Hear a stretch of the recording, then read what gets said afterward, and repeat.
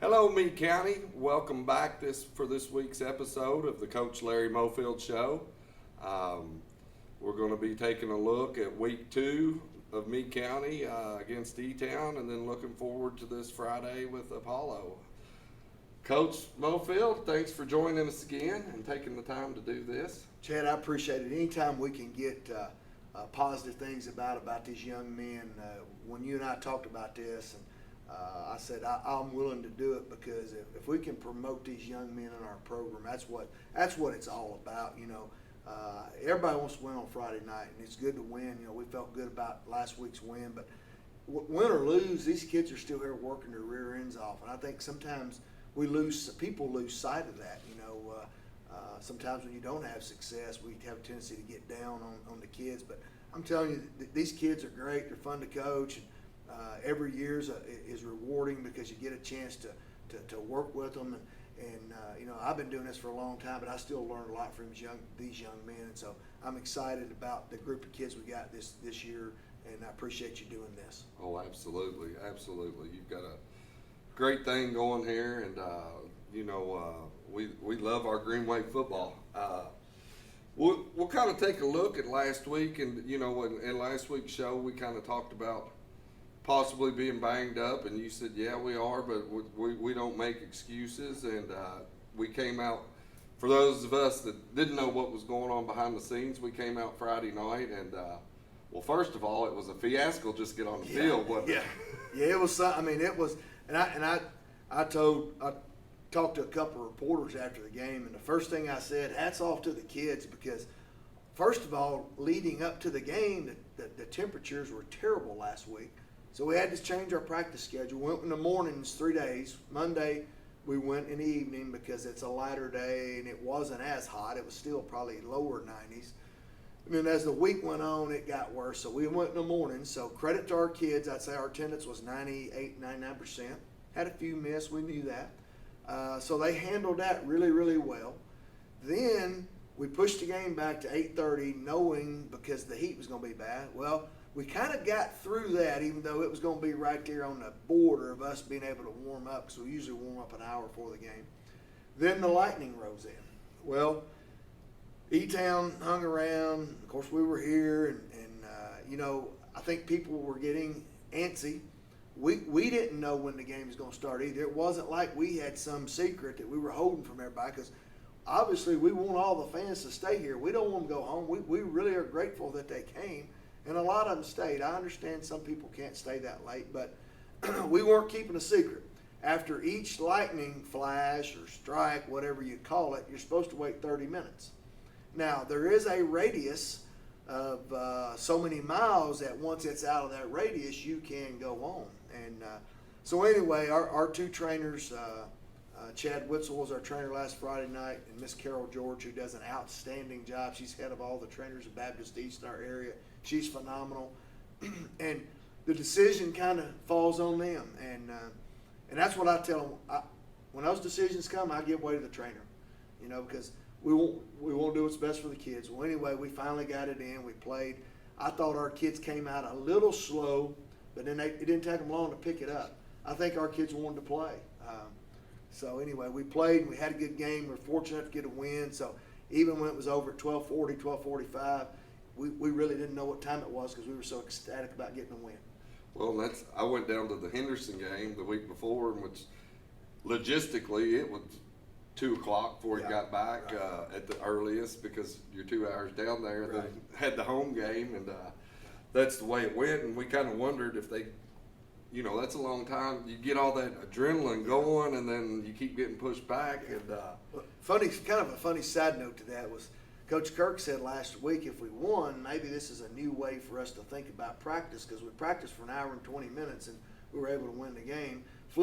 Another side of that is we really warmed up for about 15 minutes Friday night, and we went out, and both teams had an equal amount of time. And sometimes I think we spend a lot of time maybe doing things we don't need to do. I think 15-minute warm up, we got a lot done. We got it in. I think the kids were, what's that warm? They warm up pretty easy, and so I don't know. Sometimes maybe we spend too much time doing stuff, and it really comes down to the kids were ready to play. They wanted to play, and they went out and they executed. Well, Last year we went over to E-Town and it kind of came away with a disappointing loss, 35-14. Things didn't really go the way we would have liked, but then came back this year and the boys got a little redemption on that because they turned around and put 41-14, pretty good whooping on them. Yeah, we actually, not to take anything away from E-Town, but we probably could have, a couple of those possessions could have scored touchdowns instead of those field goals.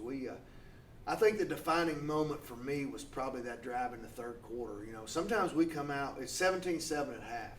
We come out, I wouldn't say sloppy or sluggish, but I don't know if we're just quite, have that edge like we do at the beginning of games. Mm-hmm. We're a little flat, maybe is a better term. And we didn't Friday night. We came out and we ran the football, and Coach Kirk's our offense coordinator, and we were running a play that we call Indy. And I said, I tell you what Coach French used to tell me, run it till they stop it. And when they stop it, do something else.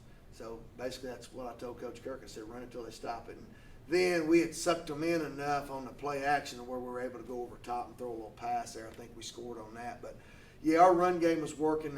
Credit to our kids up front. They don't get a lot of credit, You read in the newspaper who carried it a bunch and who caught it a bunch, who threw it a bunch. But those guys up front don't get the credit they deserve. And so I think our offensive line came out ready to play Friday night, and they were able to get some things done up there.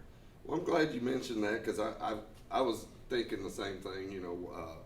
Those guys up front, and as a former skill position, and you too, and with seeing the players, it doesn't matter how skilled your running backs and quarterbacks are. If that line in controlling the line, and we talked about last week. I think you had one. Thomas Fox was about all you had coming back with game experience, and.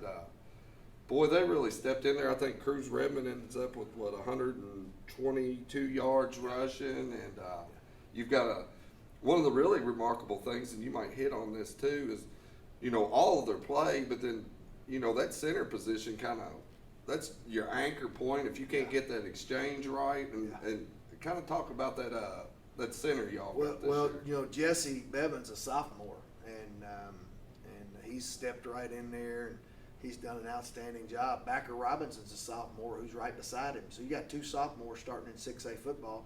Then you got a sophomore starting in the backfield in Cruz Redmond. So those three young men have really stepped it up. And I personally think center's maybe the toughest position on the football field. Some people will disagree with that, but it's the people that probably never played center. And the reason is because usually the biggest and the baddest guys right across from you knocking the snot out of you ever play. So Jesse's assumed that role. Jesse doesn't back down. He's not intimidated, and he's cool. He's got level head, and for a sophomore, it's impressive. And he's a great young man too. And all those guys, Backer Robinson and Cruz, they're fun to coach. And the positive thing is, they're around for the rest of this year and 2 more years. So I think that's bodes well for the future of Meade County football, having young men like that. So they're only going to get better. I mean, every game they play, they're going to get better. And you're right. We really kind of had 2 guys returning up there, Ethan Spencer and Thomas Fox. But we started a new right tackle, we started a new left guard, started a new center, and we started a new quarterback and several receiver positions too. So our offense doesn't have a ton of experience coming back on it. But one thing we do have offensively are some kids that can make some plays. And we're protecting the ball. I think that's a big thing. I don't know how many turnovers we had, but I'm not sure we may not have had any. Well, that was one of the things I was going to bring up is you totally protected the ball. Right. But on the flip side of it, you had 2 fumbles, and Thomas Fox had a fumble recovery. Grant King has a fumble recovery. Then you had Ethan Brandon with the interception and Stone Cruz with the interception. You were kind of talking about last week what an impact like a kickoff return will make in a game, and you might kind of talk about that turnover ratio there. Yeah, they're big. Those are huge. I mean, they set up short fields. Ironically, it kind of reminded me a little bit what happened to us down at Owensboro Catholic. We turned the ball over 3 times, and it led to 3 short fields, or really it led to 3 instant touchdowns for OCATH. But they would have probably, it would have been tough to keep them out even if it didn't turn into directly 6 at the point of the turnover. But same thing Friday night, in E-Town, when we get those turnovers, we have short fields to go. And our offense has been, we put up 34 points against a good Henderson County team. And we put up 41 Friday night. Potentially could have been a little bit more, but offensively, we're doing some good things. We started a different quarterback Friday night, Bennett Hobbs, and Bennett. If anybody read one of the local newspapers, you probably read in there what I said about Bennett. I said Bennett is the ultimate team player. He did not play quarterback in the first game. He played wide out and had a good game. Comes back the second game, plays quarterback, has a tremendous game. I think he wants to win, and I think that says a lot about who the kind of young man he is. Because I'm telling you, in today's sports and in today's society, there's a lot of me's out there. It's and that's not Bennett. It's about the team, And we talk often about when you can deny yourself and elevate the team. That's when you're a good teammate. And sometimes it's hard because, but he did that, and he had an outstanding game. And one thing that probably hurt us a little bit was when we started him at quarterback, we took him off defense. And he's kind of our quarterback on defense too. We're trying to keep our quarterback from playing defense, and it showed a little bit because we had a couple of misses in the secondary and tackles, and that we got to clean that up because the Durbin kid's an outstanding football player. He probably didn't touch the ball as many times as he wanted to, but when he touched it on jet sweep, and he turned it into 6 real quick, and he's an outstanding player. In my opinion, he's one of the best players in the state of Kentucky. So some people may say, well, Coach, E-Town's 0-2, but I'm telling you, they have some outstanding players over there. It's not they'll find their way, I think. I think they'll get their offense down, and at some point they're going to turn it around and win some games. Well, talking about the offensive side, like you said, Bennett played a big role in the receiving core down at Henderson. Caught that first touchdown pass from Cade. And then you turn around and he starts at quarterback, and I think that it looks like you've got a pretty deep receiving core because this week it's Ethan Brandon and Connor Cole stepping up and getting 2 touchdowns in the receiving core, and I'm gonna tell you, Chad, it's pretty fun and I don't mean not to disparage any of our kids and players we've had before, but I'm telling you, there's times we go out there and it's like you target 1, maybe 2 kids because you feel good. We see these kids all day during the week. Fans see them on Friday night, and they want to know why we're not throwing to Billy, to John, to Bobby. Well, I'm telling you, we know they're auditioning every day of the week. We're not intentionally doing that. Coaches want to win, and kids want to win for the most part. So, but I feel like we've got 5 or 6 kids that can catch the ball. And I feel pretty comfortable with any of them in there. It's and we're going to get a couple of them back from injuries here in the next week or two that'll be. So we've got depth in those positions. We have depth at the line. We'll end up with some depth at the linebacker position on defense, and hopefully some depth at the secondary. Right now, I'd say our secondary defensive lines area we don't have as much depth in. If we're forced to, we'd have to put Bennett or Cade back there maybe. When they're not playing quarterback to help us, because both those 2 young men can play defense. Cade was on. He played outside linebacker last year, and probably should have been sophomore of the year in the area on defense because he played as good as anybody in the area. In my opinion, I went back and watched the Henderson County game from the playoff game, and Cade was as good as anybody on the field. I felt like so, but. We've got some skill positions now. Obviously, as the year goes on and our schedule ramps up, there's going to be some teams with a lot of skill too. So we'll see how our skill does against them. And then, but yeah, it's exciting when you know that you can do some things and you're not kind of handcuffed because your lack of athleticism and ability to catch the ball. And I feel like this year we've got some kids, and the biggest thing I think, if it holds true, they're not selfish. It's kind of fun in practice. There'll be one of them standing on the sideline because he's not in a rotation, and one of them catches the ball, and they're complimenting each other, And that's when you got that kind of makeup on your team, and I don't think that's a coach thing as much as I think it's where some of these kids are brought up. They're brought up in unselfish environments, and they're able to elevate others above themselves. When you can do that, and I think football is kind of the ultimate sport for that, in my opinion. I guess I'm partial. I've done it for so long. So. Well, and kind of talking about the injuries, or lack thereof injuries on this end of it, talking defensively, the King boy, got a little scared with him down at Henderson County. He comes back into the defense this week, and then last week, and then you also get Wyatt Rainey back. Yeah. And here they ended up for the night. I think Wyatt led with 12 tackles, and King Grant. Yeah. He's got 11 tackles and a fumble recovery, I think was what it was. Yeah, those two young men, I mean, that's a blessing to coach both those two. Grant, I've known Grant for a long time. He played on my son Braden's youth team and on the Cowboys. And Grant, I could tell from an early age he loved the game and he loved to hit. And that's something that's, I don't know.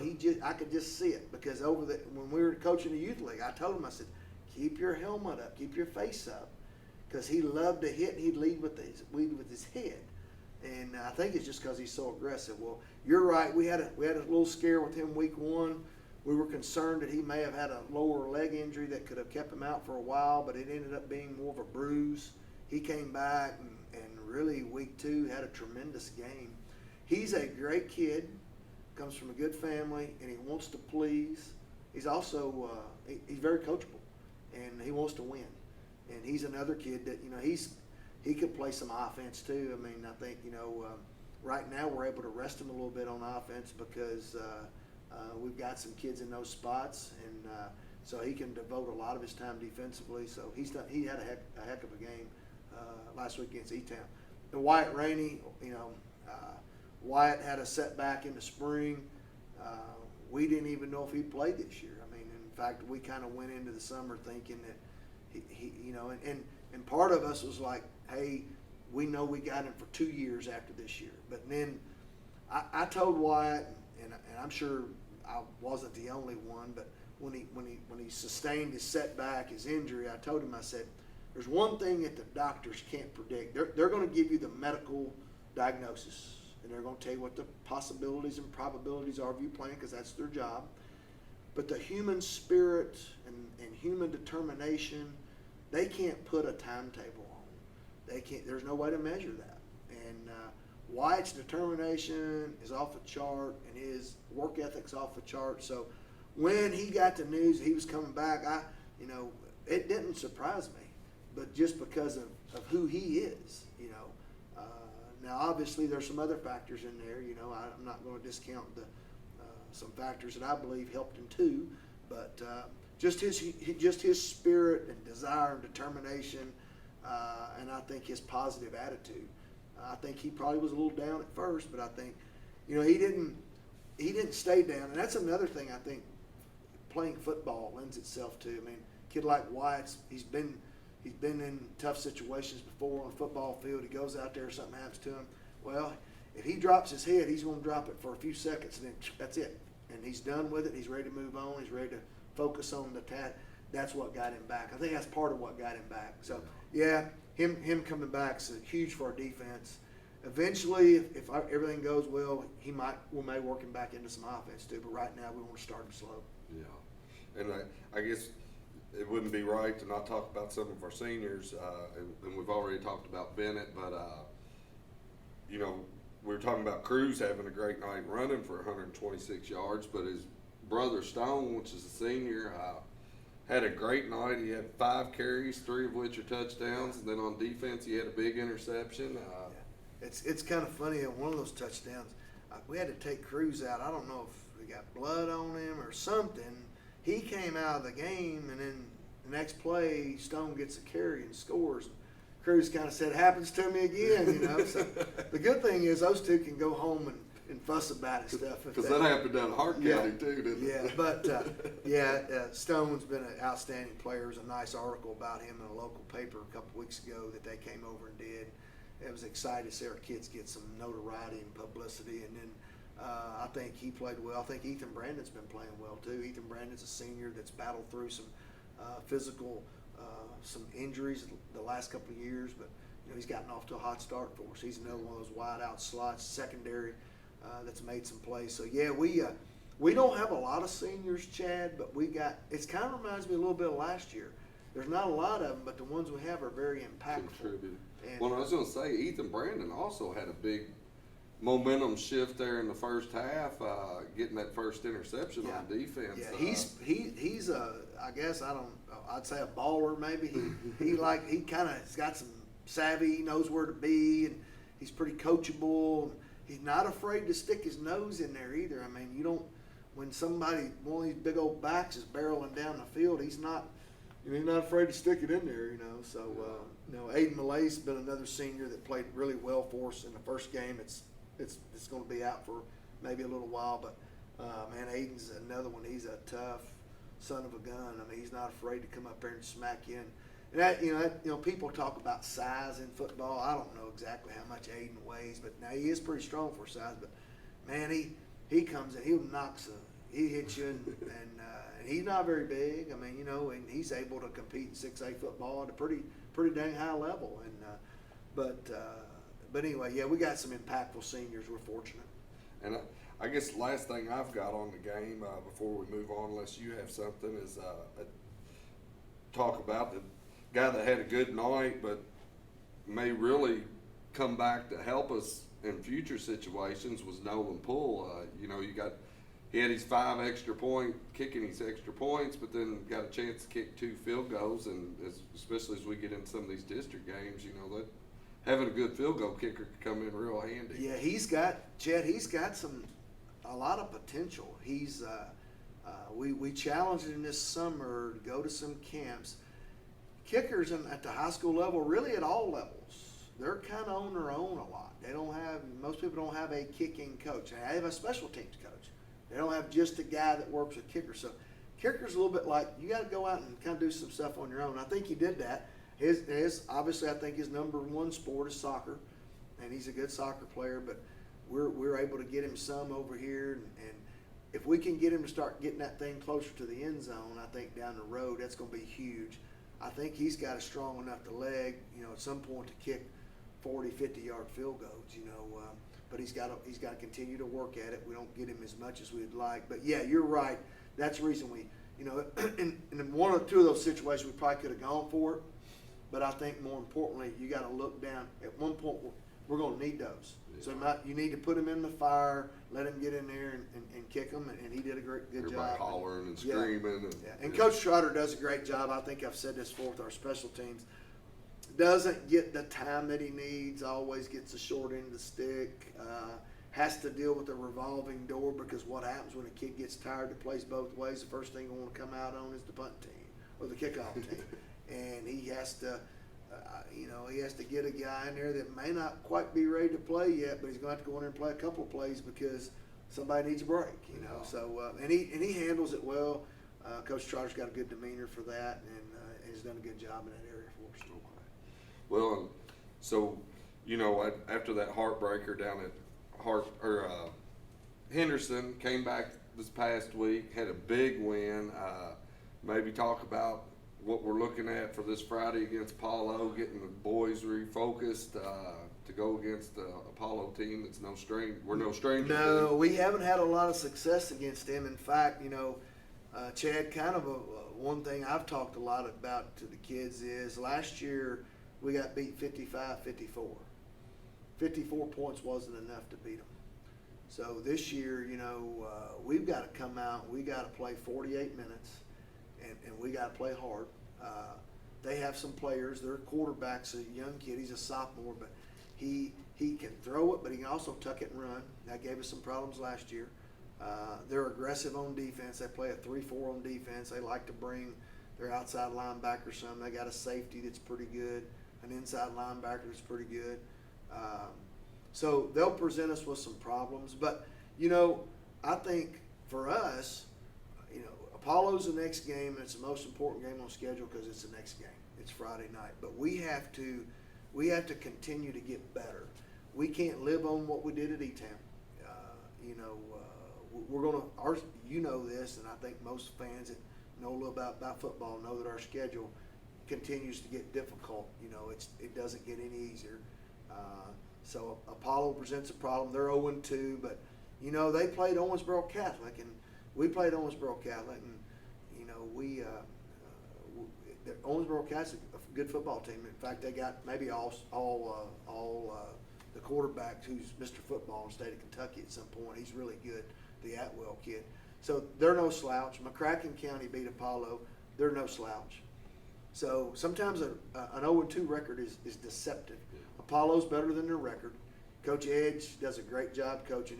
And it's his son who plays quarterback. I know Paul Bates, who's an assistant down there. He's an outstanding coach too himself. He was a former head coach down there for a while.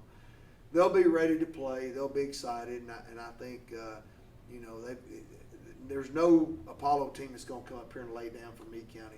We're going to have to fight for 48 minutes to try to win a football game. Well, it looks like you're going to have a little bit cooler temperatures this week to contend with. So, yeah, I think maybe we're, you know, at least this week we might be back to a little bit more normalcy. It was unbelievable practicing this week and with low 80s, breeze blowing. The mornings have been cool.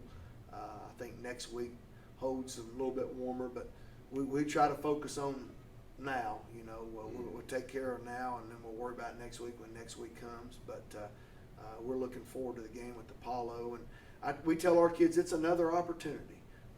You know, there are very few of them in a football season, and I think that's what makes it a unique sport. You don't go play 30 games like you do in baseball or basketball.